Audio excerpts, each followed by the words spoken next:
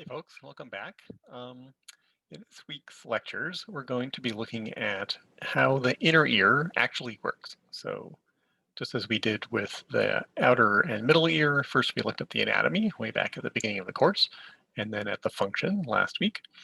And so this week we'll be doing the same thing with the cochlea and concentrating on sort of the mechanics of the basilar membrane and explaining how it gets its frequency tuning, and also how its motion is affected by the active process that is provided by the outer hair cells. So we'll be talking about those things. I think I have conveniently divided this. There's quite a bit to go through, and I think I found a logical way to divide it into 4 pieces. So I'm going to do 4 separate videos, and I'll post those up as I get them done today. Okay. So here we go. So as you recall, we looked at different anatomical divisions of the peripheral auditory system, right? So we had the outer ear, the middle ear, and the inner ear. We've talked about the anatomy of those things and a little bit about the function, but now we're really going to dig into the function of the cochlea, the inner ear. Okay? And this is where the magic happens, right? This is where we transfer a mechanical vibration into something that can be represented in a neural signal, right? Something that can travel along the auditory nerve to the brain. So we're not going to be talking about that transduction process yet, but we're going to be talking about how the basal membrane behaves, and the way that we describe that and the way that it behaves and the way that it performs in a sense, a frequency analysis of the sound is the basis for almost everything else, other descriptions of psychological phenomena to do with hearing, and how we understand what's happening in the auditory nerve itself. Okay, so we're going to be applying a lot of the principles that we covered in the filters and systems lectures, and also having just done the lab last week, hopefully will kind of refresh your memory about how we do some of the concepts about measuring the transfer function of a filter and its gain. And we'll see if you got to that last exercise in the lab that we're also going to apply the concept of a tuning curve to measuring how the basilar membrane behaves. All right, so just to go through the anatomy again, even though, as I said, the cochlea is not like a freestanding snail shell shaped thing, right? It's a cavity in the temporal bone. If we slice through it, we can see that we've got the spiral structure. And if we zoom in, we see that sitting in that spiral structure on top of the basilar membrane, so all the way along the length of this coiled tube, right? We've got 2 membranes that divide into 3 parts. There's the basilar membrane here, and Reissner's membrane on the top. And we've got scala media here in the middle, and sitting on top of the basilar membrane is the organ of Corti. And so any up and down motion of the basilar membrane is going to get transferred to the organ of Corti. So today we're just going to concentrate on what the basilar membrane is doing. Okay. So we looked at this little cartoon before. So we've got the eardrum being pushed in and out by changes in air pressure at the bottom, right, the terminated end of the ear canal. That mechanical motion is going to get transferred to oscillating mechanical motion of the middle ear bones. Then the stapes is going to push on the fluid here. So it acts like a little loudspeaker, right? But now instead of pushing on some air and making a sound that travels, it's going to be pushing on the fluid inside the cochlea. Okay. And just to really simplify things, we're not going to worry about Reissner's membrane that's here. We're just going to think about what's the basilar membrane doing, because that's the thing that's supporting the organ of Corti. And one way to think about this is that when the stapes pushes in, it's going to be creating a wave, a sound wave in fluid, right? That's going to travel up through this fluid. Now, the speed of sound in a fluid is about in water, which that's basically water, is about 5 times faster than the speed of sound in air. Okay, so instead of being like 345 meters per second, it's gonna be 5 times faster than that. So I didn't work it out, but it's like 1600 meters per second, right? So it takes very little time for the pressure wave to travel from here to there, because actually the length of the coiled tube, if we could straighten it out, might be 3 or 3.5 centimeters. Okay. So what I'm trying to say is that basically you can think of this pressure wave coming from the stapes as being pretty much instantaneously present all along the top of the basilar membrane. And that means each part of the basilar membrane is going to be seeing the same pressure, right? So this bit here is going to be pushed on with the same oscillating pressure as this bit up here, right? It's not quite that simple, but we can think of it as everything, like the pressure pushing up and down on the basilar membrane at the same time, okay? But as we can see in this animation, depending on the frequency of the oscillation, some parts of the basilar membrane are going to move only a tiny bit in response to that particular frequency, and some parts are going to move quite a bit. And so we're going to look at this in more detail to see how the basilar membrane performs this sort of frequency selection and how we can describe the whole basilar membrane as a series of bandpass filters that have different center frequencies, different best frequencies. Okay. Right, and we've talked about the frequency distribution of these favorite frequencies for different places, right? So basically if we, as we'll see in the upcoming slide, if we play high frequencies into the ear canal, the stapes is going to move at a high frequency, and that'll make portions of the basilar membrane near the base vibrate the most. And if we play a low frequency, it'll be up at the apex. Okay. So a lot of our initial knowledge about how this worked comes from Georg von Békésy, who I believe is the only person to have won a Nobel Prize for auditory research. And he did studies with just using a microscope. So he would get samples of human cadavers or other animals and drill into the cochlea. So if we go back here, he would drill into the apex of the cochlea and actually look in through the hole with a microscope to see what the basilar membrane was doing. And with some pretty clever experiments and strobe lights and things, he was able to observe this kind of motion. And I think I just want to reiterate what I think I said in the anatomy lecture, which is that this motion here is greatly exaggerated, right? In no way is the basilar membrane like flapping up and down and almost hitting the top and bottom of the cochlea. It's just moving a tiny, tiny bit, but it's exaggerated here so that we can see what's going on. Right, so von Békésy did these observations near the cochlear apex, so that means he only knew about that part of the cochlea.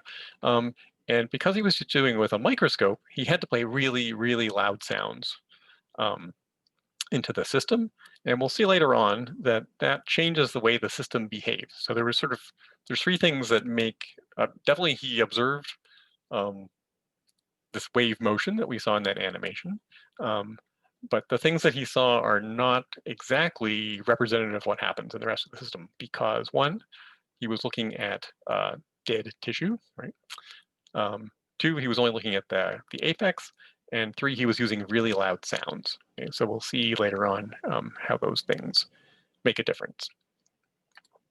All right, I think I showed this slide before, but this is showing this idea of each frequency that we play in having a characteristic place. Okay? So if I pick a frequency like 4 kilohertz, so the stapes is going to oscillate at 4 kilohertz. We're going to have a 4 kilohertz pressure all across the top of the basilar membrane. Okay, but there's going to be one spot. So in this animation, this spot here is the one that really likes to vibrate at 4 kilohertz. So that would be the characteristic place for 4 kilohertz.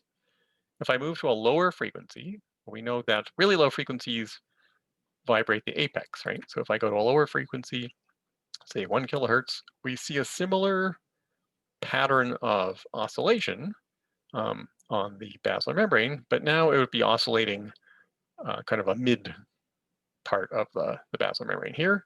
And if we went to a lower frequency, then the oscillation would be up near the apex. Okay. These animations are slightly misleading because, of course, if I'm only playing 250 hertz into the ear, then the only kind of vibration I should see would be a 250 hertz vibration, right? So wherever I look, it should be going up and down at 250 hertz, whereas if I did it here, it should be going up and down at 4 kilohertz, which should be 16 times faster, right? So this animation doesn't quite show that. Okay, but it does show you the idea of the characteristic place changing as we change the frequency. Okay, so we could think of, well, if we go back to this slide, like we could draw out the individual wiggles of this as a function of time, right? But we don't always want to draw an animation. If we just sit at one spot and see how much it goes up and down, we could just write down the amplitude of the vibration at that particular location, right? And that's what we call the envelope of this wave. And this wave is called a traveling wave because, going back again, you can see it looks like it's traveling from the base to the apex. Okay. Now this is not like getting a slinky and shooting a transverse wave. It's not like the basilar membrane is stretched from one end to the other and we're shooting a wave down it from one end to the other. But this is due to the phase differences and the amplitude differences of how the basilar membrane responds at each location. We get this motion that looks like a wave traveling, but it's not the same thing as shooting wave energy up the basilar membrane.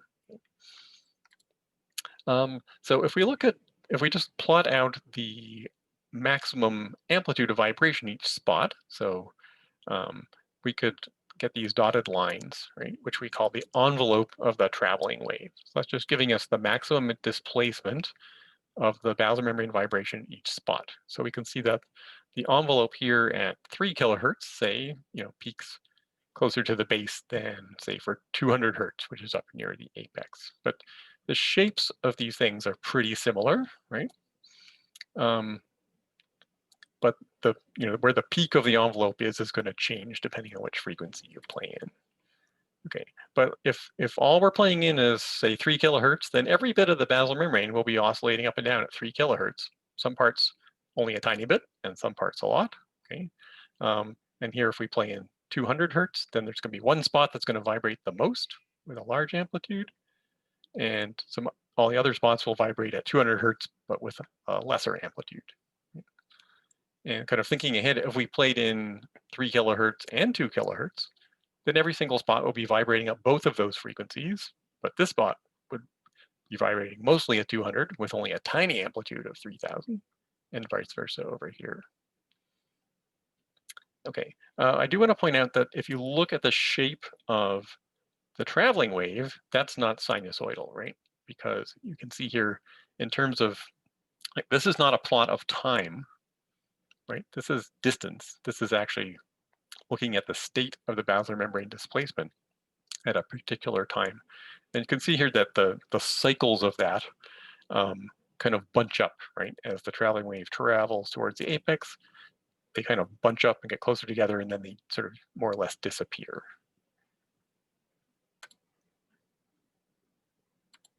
So let's look a little bit more at this envelope business here, okay?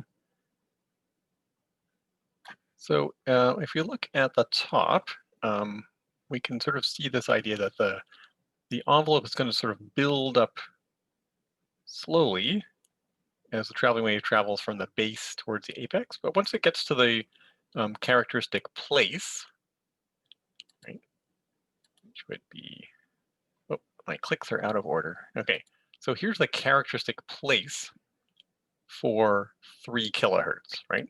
So this is the response we get to 3 kilohertz, and this is the spot that vibrates the most. Okay, and if we wanted to pick out the characteristic place for this one, which we said was 200 hertz, this would be the characteristic place. Okay. So I want to show you that, emphasize that this traveling wave envelope is asymmetrical. Okay, it builds up slowly from the base, and then it dies sharply towards the apex once the wave's gone past a characteristic place. Okay, so this is what I'm talking about, that this envelope is building up slowly in amplitude. It peaks at the characteristic place. So if we sat on the basal membrane there, we'd be going up and down a lot at 3 kilohertz. But if we sat on it here, we'd only be going up and down a little bit. Right? Then it much more sharply dies away here. Right? And we'll see later on that this asymmetry actually determines an asymmetry in the shape of the bandpass filters. And we can actually measure that with listening experiments. We'll see that later on. In a sec, we're going to talk again about the mapping of characteristic places and frequencies and how that's kind of a logarithmic function of location. And that means that even though, if this envelope had about the same extent as this one at high frequencies would cover a lot more different frequencies, like the different spots that have different characteristic frequencies will get vibrated by this 3 kilohertz, right? Then this one, because the frequencies are more bunched together at high frequencies and more spread out at low frequencies, okay? So that means low frequency regions use more length per hertz, right? They have more space to themselves than the high frequencies do. They're more spread out, okay? And this point at the bottom is just emphasizing that when we play a sine wave or any sound into the ear, the whole basilar membrane is vibrating at that frequency. Some bits only a tiny infinitesimal amount, and some bits quite a lot. Okay, so even though a lot of diagrams only show you like the position where there's significant vibration, and we'd lovely have some diagrams like that, really want to think of it's possible that the whole basal membrane is vibrating at whatever frequency we play in. Okay, so here's the buildup and the dying away of the envelope for this lower frequency traveling wave. So I'm just showing a couple of different ways of drawing this that you might encounter in textbooks or papers. So we had our animations, and then we froze the animation, and then we drew on the envelope. Sometimes people don't show the positive and negative parts of the envelope, so you might just see these little humps like this, right? Or people might draw them like this with showing the slow buildup and the rapid dying away, okay? Where people are just showing the positive part of the envelope. Okay, so just to reiterate again about this traveling wave that von Bekesy observed, and we could observe if we could get inside the cochlea and see what was going on. So these waves always start at the base and they move towards the apex. Okay. We put in a tone, the whole basilar membrane vibrates at the same frequency, but because we have different amplitudes and phases along the length, we get a point where it's going to build up and then rapidly die away. Okay? And the position along the basilar membrane where the amplitude is the highest depends on the frequency of the stimulus. Right? So every frequency is going to have a characteristic place that frequency can vibrate the best. And every place will have a characteristic frequency, which is the frequency that can vibrate that place the best. Right? Okay, so how are those things related? So we already saw this map in the anatomy slide or lecture. And so roughly speaking, if we start near the base, these portions here respond to very high frequencies, right? So this is labeled as 20 kilohertz. And as we go down, we can see that the preferred frequency, the characteristic frequency of each spot, is going to get lower and lower as we go up towards the apex. Okay. And we also saw that if we travel a particular distance along the basilar membrane near the base, we're going to cover a lot of different frequencies. If we travel this far along the basilar membrane, right? But if we travel about the same distance up near the apex, or a turn in or so, that same distance is going to cover a lot fewer frequencies, right? So one way of thinking about that is that, as we get near the apex, then those frequencies have more space to themselves, whereas high frequencies are very bunched together. Okay.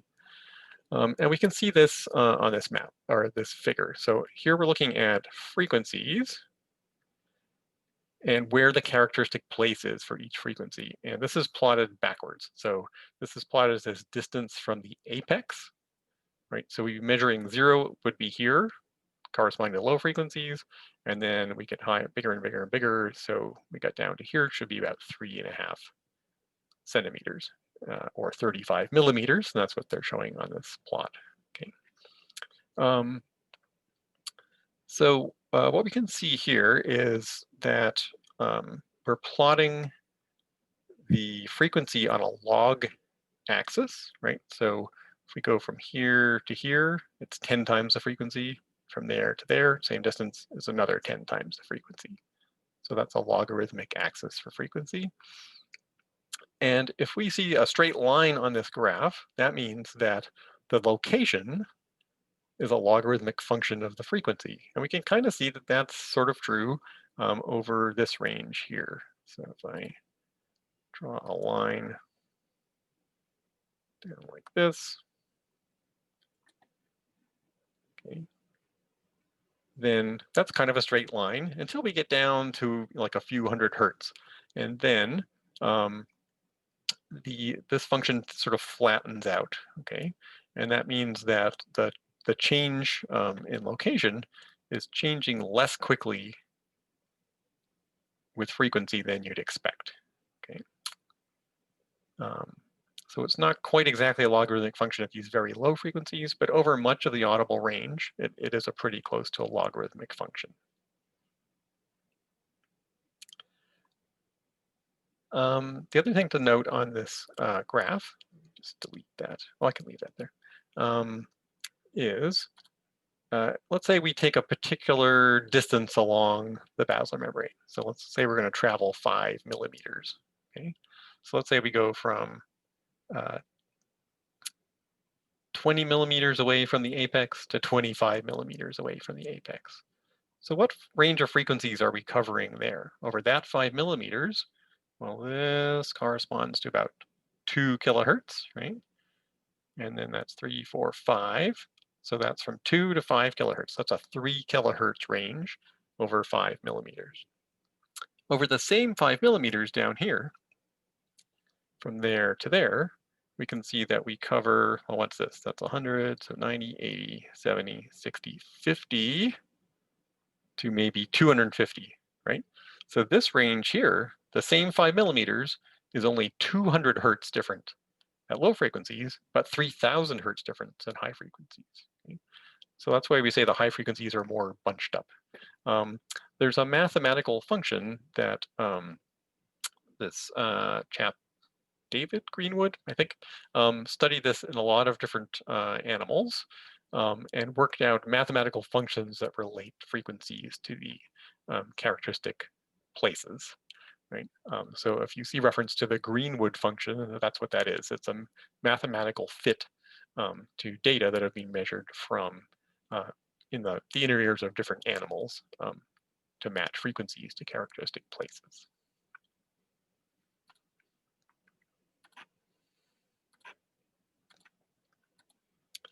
Okay, so the reason this frequency map on the basilar membrane is important is because that is where the frequency tuning comes from. Everything else in the auditory system that has a frequency tuning inherits it from the basilar membrane. Okay, so if this thing here is the basilar membrane and the base likes to vibrate at high frequencies and the apex likes to vibrate at low frequencies, then depending on what sound we play in, we're going to vibrate different portions of the basilar membrane.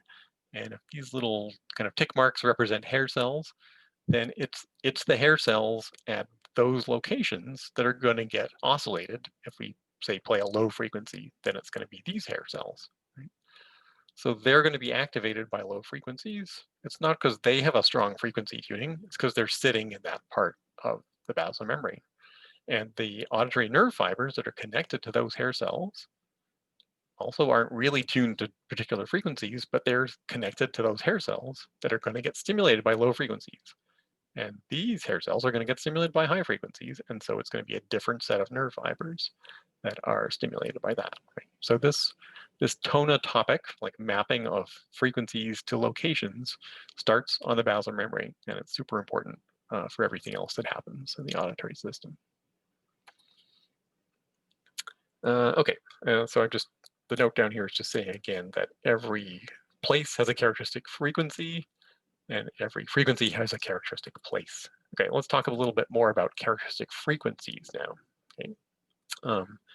We can model the basal membrane as a bunch of resonators, each of which has a different natural frequency, right? Even though it's a continuous kind of strip of tissue, we'll see that it has different vibrating properties that change from the base to the apex, and that's going to change the way it vibrates. Okay, so here we're going to think of each spot on the basal membrane as a filter, right? A system, and it turns out that they act like bandpass filters. So we think of the input to the system as how much the stapes is vibrating, like pushing on the fluid in the cochlea.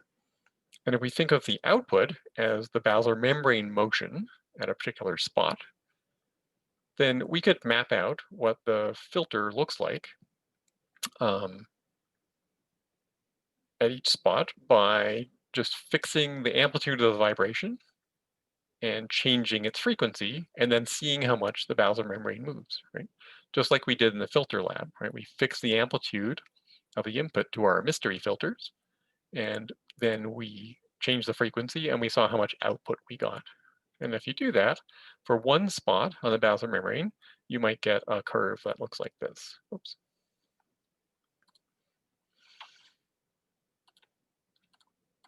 Okay, so let's say I pick one spot and I measured how much output we got for different frequencies, and I got a curve that looked like this. Okay, so where would the spot be that would act like that? Well, this spot really likes high frequencies, right? So that must be a spot near the base of the basal membrane, right? Near the stapes. And let's say I measured another one that really liked low frequencies, right? So if I measured a spot that had this frequency characteristic, right? So these outputs are how much basal membrane motion we're getting when we fix the input vibration amplitude and just change its frequency, right? So this spot must be somewhere near the apex, right? Because it likes low frequencies. Okay, and wherever we look, we could draw a curve like this, right? By measuring its the frequency response of that spot on the basal membrane.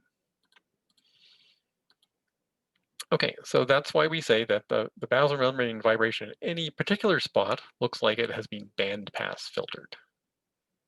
Okay, because there's one particular frequency. It's not a super sharp bandpass filter, and it's definitely not a rectangular ideal bandpass filter, but it's a bandpass filter. So if we look at one of these curves in a little more detail, this is really just kind of showing us the top of the bandpass filter. If we could measure down to if we went further down in frequency, so we got quite far away from the preferred frequency of that spot, or much above it, we would see that there's a bit more to this curve, that it keeps going down at higher and higher frequencies. Yeah, but it kind of levels off at low frequencies. So it's not so great. Near this peak, it's a pretty good bandpass filter, but as we go down and these really low frequencies can still kind of make that spot on the basal membrane vibrate a bit. Whereas if we go to much higher frequencies, it's quite ineffective at doing that. In a bit, we're going to relate that back to the shape of the traveling wave, right? Remember that we said the traveling wave is asymmetrical. It builds up slowly from the base towards a characteristic place, and then it dies away rapidly once we pass that place. And we'll see that that behavior is what gives each spot this frequency tuning. Or you might say that it's the fact that each spot has this frequency tuning that makes the traveling wave look like that, right? The two things are kind of flip sides of each other. Okay, so if we could think of having this bandpass filtering, this kind of asymmetrical bandpass filtering at each spot. So if this was the 7 kilohertz place, right, this is the spot at like 7 kilohertz, then whatever comes after that, what the hair cells are going to be seeing a stimulation that's shaped like this by that filtering, and the nerve fibers connected to those hair cells carrying the neural code to the brain are also going to be shaped by this frequency response function for that spot. And each one of these different spots will have its own version of this shifted back and forth to different favorite frequencies. Okay, so at the characteristic frequency for that spot, we're going to get a big output, a big vibration of the basal membrane. Okay, so we could do this measurement we just talked about, right? So we'll somehow make the state piece vibrate at a particular amplitude and change the frequency and get one of these input-output curves. Or there's another way of doing it, which is like the last bit of filters lab. We could calculate a tuning curve, okay? So in a tuning curve, what we do is we say, I want to observe the basal membrane vibrating at a particular amplitude, right? And what I want to do is say, well, what do I have to put into the auditory system to get that spot on the basal membrane to vibrate with the amplitude that I selected? Okay. If I select a frequency that is close to the characteristic frequency for that spot, then I don't have to put in a big amplitude to get the basal membrane to vibrate that much. Right? But if I pick a frequency that is far away from that characteristic frequency for the spot that I'm talking about, then I would have to put in a much bigger amplitude to get the that spot of the basal membrane to vibrate at the amplitude I select. Okay. So here's some data from a paper in which the authors said, well, I want to see the basal membrane vibrating at 19 angstroms. Okay, so an angstrom is a tenth of a nanometer, so it's 10 to the minus 10 meters. So that's a very small amplitude. And the way that you do these kinds of experiments is you would, so if you have the, let's say you're looking at the cochlea, right, and you make a little hole, and you could look in through there, and if you do that, you'll see the basilar membrane underneath your hole. Okay. Then what you do is you put in a little gold pellet or something reflective, just super light and small, sitting on the basilar membrane. I haven't drawn that too well. And then you would shine a laser in through the hole. It's going to reflect off the pellet and come back out. And since this is moving, there's going to be a Doppler shift in the light. And using this, you can measure how fast the basilar membrane is moving up and down. And from that, you can calculate the amplitude. Okay, that's how you do these sorts of experiments. Okay, so if we wanted to measure a tuning curve for this one spot that we know likes 7 kilohertz, then the tuning curve would show that we only have to put in a very low level of sound, right? So to get that spot on the basilar membrane to vibrate up and down by 19 angstroms in this experiment, then we would only have to put in, maybe 15, 16 dB SPL of sound at 7 kilohertz, right? Up here, if we go to a higher frequency, you can see as we pick the frequencies higher and higher than the characteristic frequency for that spot, because remember, we're just measuring what's happening at one spot. Then we have to put in a way higher sound level, right, to get the same amount of motion. And as we go to lower frequencies, we can see that the amount we need to put in increases pretty rapidly near here, but then starts to level off, right? This is this asymmetry. So we get this kind of low frequency tail where it's not getting as bad as you'd expect at low frequencies, because that spot is kind of maintaining a similar sensitivity to these low frequencies down here.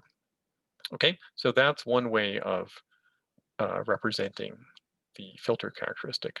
So how does this correspond to what we saw on the other page, right? So we had a plot that had frequency and output, right? Which was the basal membrane vibration amplitude, which kind of looked like this, right? Well, that is just this upside down, right? mathematically it's the same thing. We're measuring the input and output function.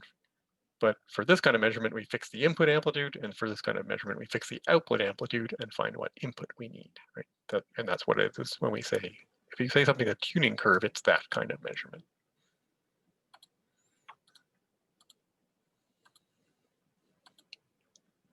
Okay, set those things. Okay, I'll just reiterate that we get this very sharp cutoff on the high frequency side and a more gradual cutoff on the low frequency side. Okay, so where does this come from? Like, how do we get this frequency selectivity? What is it about the mechanics of the basal membrane that lets it do this? Well, how come everything doesn't just have the same frequency tuning? Like, it's great that it's different. Well, it's because of the way the basal membrane is constructed, okay? So as shown in this drawing, as we go from the base to the apex, okay, the width of the basal membrane increases, okay, and the stiffness decreases. Okay, so if you think about like a mass and spring model and how you would figure out the resonant frequency of a mass and a spring, you can think about how if you have more tissue to deal with, which you would have as the width increases, well, that means if I like snipped out like 1 millimeter long of the basal membrane, the piece up here would be heavier than a 1 millimeter long piece down here, right? Because the width is bigger. So that's increasing the mass from here to there. So that's kind of going in the right direction, right? We know that the resonant frequency is high here and low there, and more mass means a lower resonant frequency. I have made another little video kind of looking again at our mass and spring model with my good old Slinky. I'm not going to include that here, so you can look at that separately. But it'll just remind you that having a heavier mass gives you a lower resonant frequency, and having a higher stiffness gives you a higher resonant frequency, right? So stiffness decreases towards the apex, and that means we're going to have a lower resonant frequency here and a higher one there. So these two things are kind of both heading in the right direction to give us high frequency response here and a low frequency response there near the apex. Okay, so this drawing again is showing that at the base it's quite narrow. It's thicker, that makes it stiffer, whereas up at the apex it's wide, which makes it heavy, and it's not as thin, so it's kind of floppier and less stiff. Okay. So as you recall, the resonant frequency for a mass and spring system is so this is in hertz, okay? So we just divide out the 2 pi on either side, and it's proportional to the square root of the stiffness. So higher stiffness, higher frequency, divided by the mass. Higher mass, lower frequency, okay? So the fact that we have these different resonant frequencies means that we're gonna get biggest response to different places depending on the combination of the stiffness and the mass of that little bit of the basal membrane and that's going to change as we go from the base to the apex. Okay? So the resonant frequency is going to change as well. That's what we observe, and the way that it's done is by changing those properties. Okay? I've also in my mass and spring video, I've kind of done a live action version of this experiment. So in my video, I'm doing a mass and a spring, but in the slide, we're talking about a pendulum. Okay, so a pendulum is a simple harmonic oscillator, and it also has a natural frequency, which is not governed by stiffness and mass, but it's actually governed by how strong gravity is, which is like stiffness, and how long the string is, which is like mass. Okay. Other than that, the formula is exactly the same. So imagine if someone had a weight on a string and they just moved their hand back and forth very slowly, then the mass would move just as much as their hand, right? And if we measured some inputs and outputs, then if the output is the same as the input, and then that would be a gain of 1, right? And in decibels, that would be 0. If instead we have the pendulum and the person moves their hand just at the right frequency to make the pendulum swing a lot,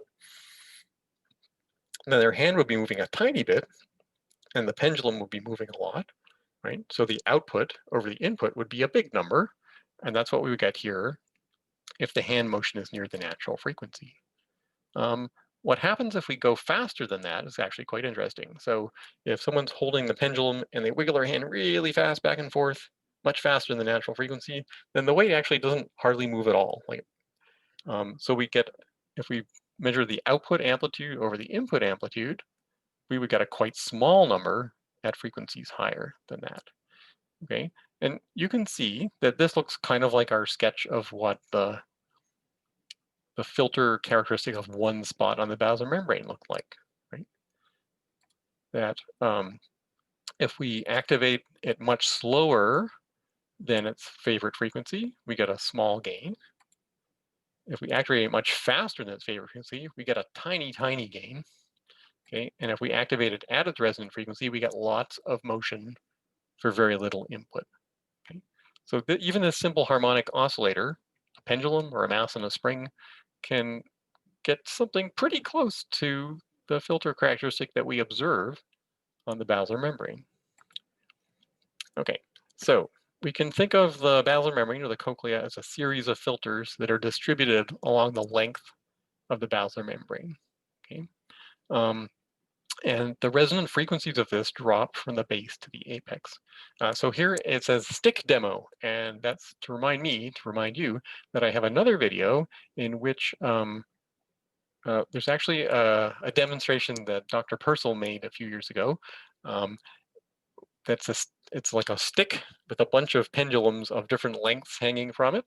And in that video, I show you that by wiggling the stick at different frequencies, we could make like just one of those pendulums oscillate a lot, and the rest don't oscillate that much. So it's kind of showing how it's like a very simple model of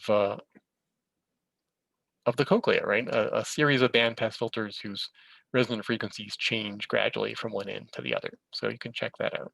Okay. Okay, so which of these things is most important? Right? We've said that if we go from the base to the apex, the mass per unit length of the basilar membrane is going to get bigger. So that's going to reduce the resonant frequency. And we also said that the stiffness is high at the base and lower at the apex where it's floppy. Okay, so here is distance from the stapes. Okay, and this is the mass function. Okay, so over here would be the stapes, and up here would be the apex. Okay, and this is was actually giving us the width of the basilar membrane, but that's going to be kind of proportional to the mass is going to be proportional to that, right? So as we go up, as we travel away from the stapes, we can see that the width is going to get bigger and bigger and bigger. Then there's a little bit of a weirdness up here when we get near the helicotrema, right? Because actually the basilar membrane disappears right at the top. But you can see there's a gradual increase here. So if it's, let's say down here it's 0.1 and up here it's 0.5. So it's like a 5 times increase in the mass, right? So that could only reduce our resonant frequency by the square root of 5, right? Because of this function. So actually that's not a big change. It's in the right direction, but it doesn't really do all the work that we need because we know that the frequencies we have tuning for maybe from 20 kilohertz near the base to maybe, I'm not sure what the lowest point is, but 50 or 30 hertz, something really low up at the apex. Right? So this function is not going to do that work for us. But this one, okay, these obviously aren't real data, but on this axis is the distance from the stapes again, right, from 0 to 35. And on this axis in log units is the stiffness of the basilar membrane in newtons per meter, okay? Okay, so there's no real data on here, just a line that's been fit to some data. But you can see that from here,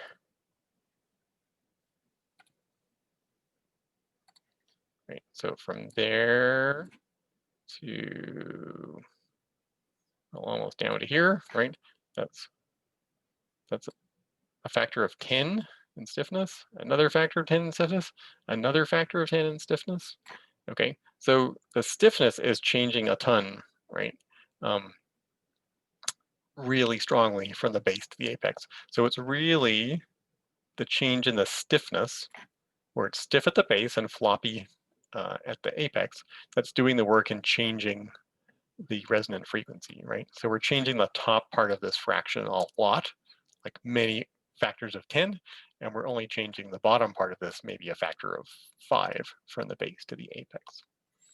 Okay, but that's the sort of physiological construction of the basilar membrane that gives it this frequency tuning.